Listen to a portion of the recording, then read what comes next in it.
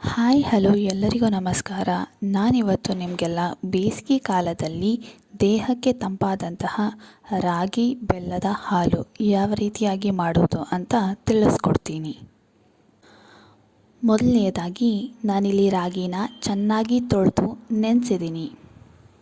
ರಾಗಿ ಚೆನ್ನಾಗಿ ನೆನಿಬೇಕು. ನಾನು ರಾಗಿನ 8 ಗಂಟೆಗಳ ಕಾಲ ನೆನೆಸಿದ್ದೀನಿ.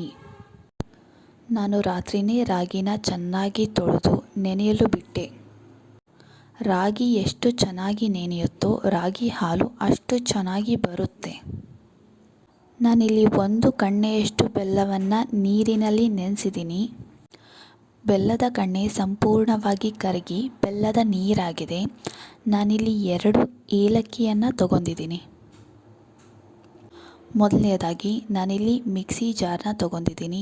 ಮಿಕ್ಸಿ ಜಾರ್ಗೆ 8 ಗಂಟೆಗಳ ಕಾಲ ನೆನೆಸಿದಂತಹ ರಾಗಿನ ಹಾಕೊತಾ ಇದ್ದೀನಿ. ರಾಗಿ ಎಷ್ಟು ಚೆನ್ನಾಗಿ ನೆನೆಯುತ್ತೋ ರಾಗಿ ಹಾಲು ಅಷ್ಟು ಚೆನ್ನಾಗಿ ಬರುತ್ತೆ.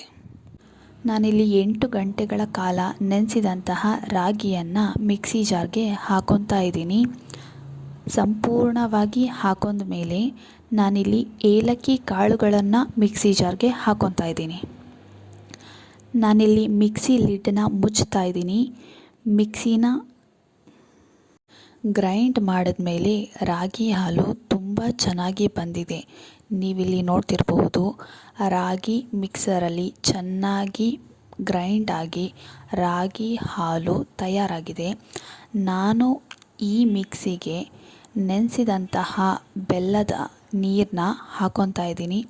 ನಿಮಗೆ ಎಷ್ಟು ಸ್ವೀಟ್ ಬೇಕೋ ಅಷ್ಟು ಬೆಲ್ಲದ ನೀರನ್ನ ನೀವು ಮಿಕ್ಸ್ ಮಾಡಬಹುದು. ನಾನಿಲ್ಲಿ ಸ್ವಲ್ಪ ಬೆಲ್ಲದ ನೀರನ್ನ ಮಾತ್ರ ಮಿಕ್ಸ್ ಮಾಡ್ಕೊತಾ ಇದ್ದೀನಿ.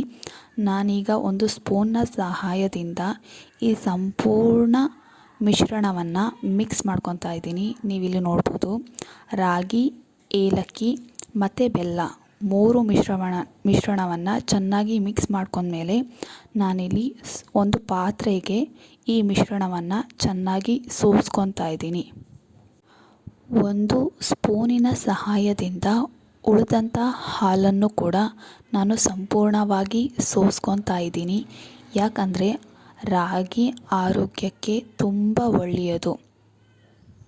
ಬೇಸಿಗೆಯ ಸೆಕೆಯಲ್ಲಿ ರಾಗಿ ಹಾಲನ್ನ ಕುಡಿತಿದ್ರೆ ದೇಹ ಬಹಳ ತಂಪಾಗಿರುತ್ತೆ. ರಾಗಿ ಹಾಲನ್ನ ನಾನು ಒಂಚೂರೂ ವೇಸ್ಟ್ ಮಾಡದೇ ಇರೋ ಹಾಗೆ ಸಂಪೂರ್ಣವಾಗಿ ಸ್ಪೂನ್ನ ಸಹಾಯದಿಂದ ಸೋಸ್ಕೊತಾ ಇದ್ದೀನಿ. ಯಾಕಂದರೆ ರಾಗಿ ಆರೋಗ್ಯಕ್ಕೆ ತುಂಬ ಅಂದರೆ ತುಂಬ ಒಳ್ಳೆಯದು. ನಾನಿಲ್ಲಿ ರಾಗಿ ಬೆಲ್ಲದ ಹಾಲನ್ನ ಸಂಪೂರ್ಣವಾಗಿ ಸೋಸ್ಕೊತಿದ್ದೀನಿ. ನೀವಿಲ್ಲಿ ನೋಡ್ಬೋದು ಎಷ್ಟು ಚೆನ್ನಾಗಿ ರಾಗಿ ಬೆಲ್ಲದ ಹಾಲು ರೆಡಿಯಾಗಿದೆ ಅಂತ. ನೀವಿಲ್ಲಿ ನೋಡಬಹುದು, ನಾನೊಂದು ಮಣ್ಣಿನ ಗ್ಲಾಸ್ನಲ್ಲಿ ರಾಗಿ ಬೆಲ್ಲದ ಹಾಲನ್ನ ಹಾಕೊತಾ ಇದ್ದೀನಿ. ಬೇಸಿಗೆ ಕಾಲದಲ್ಲಿ ದೇಹಕ್ಕೆ ತಂಪಾದಂತಹ ರಾಗಿ ಬೆಲ್ಲದ ಹಾಲು ಸವಿಯಲು ಸಿದ್ಧ. ನನ್ನ ವಿಡಿಯೋ ನಿಮಗೆ ಇಷ್ಟ ಆದಲ್ಲಿ ಲೈಕ್ ಮಾಡಿ, ಶೇರ್ ಮಾಡಿ, ಕಮೆಂಟ್ ಮಾಡಿ, ಸಬ್ಸ್ಕ್ರೈಬ್ ಮಾಡಿಕೊಳ್ಳಿ. ಹಾಗೆ ಪಕ್ಕದಲ್ಲಿರೋ ಬೆಲ್ ಐಕಾನ್ನ ಪ್ರೆಸ್ ಮಾಡಲು ಮರೆಯದಿರಿ.